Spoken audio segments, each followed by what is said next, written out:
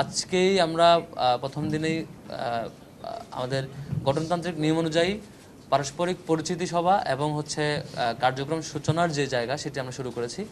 এখানে আমাদের ডাকসুর যিনি সভাপতি, বিশ্ববিদ্যালয়ের সম্মানিত উপাচার্য, তিনি উপস্থিত ছিলেন এবং ডাকসুর যিনি কোষাধ্যক্ষ যিনি ট্রেজারার, তিনি ওনার পরিবর্তে ভারপ্রাপ্ত একজন উপস্থিত হয়েছেন আজকে।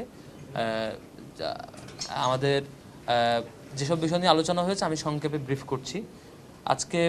আজকের সভায় আমরা পারস্পরিক পরিচিত হয়েছি যারা নির্বাচিত হয়েছে তারা, এবং আমরা আলোচনা করেছি, সিদ্ধান্ত নিয়েছি আজকে থেকে আমরা শিক্ষার্থীদের প্রতিনিধি হয়ে যে মতেরই থাকি না কেন, যে দলের যে মতের যে চিন্তার পার্সোনাল যা থাকুক না কেন, আমরা সব কিছু পেছনে রেখে শিক্ষার্থীদের প্রতিনিধিত্ব করে শিক্ষার্থীদের ভয়েসগুলো রেজ করতে চাই, শিক্ষার্থীদের জন্য কাজ করতে চাই, সবার প্রতিনিধি হয়ে সবাইকে ধারণ করে।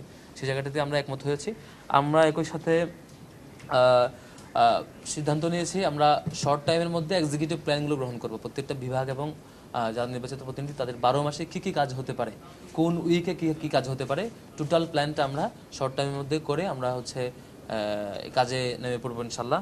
তারপরে নির্বাচিত প্রতিনিধির পক্ষ থেকে সিনেটে 5 জন সদস্য পাঠানোর ব্যাপারে আমরা আলাপ করেছি এবং আমাদের যে সিদ্ধান্ত হয়েছে সেটি গ্যাজেট আকারে আপনারা পেয়ে যাবেন ইনশাল্লাহ।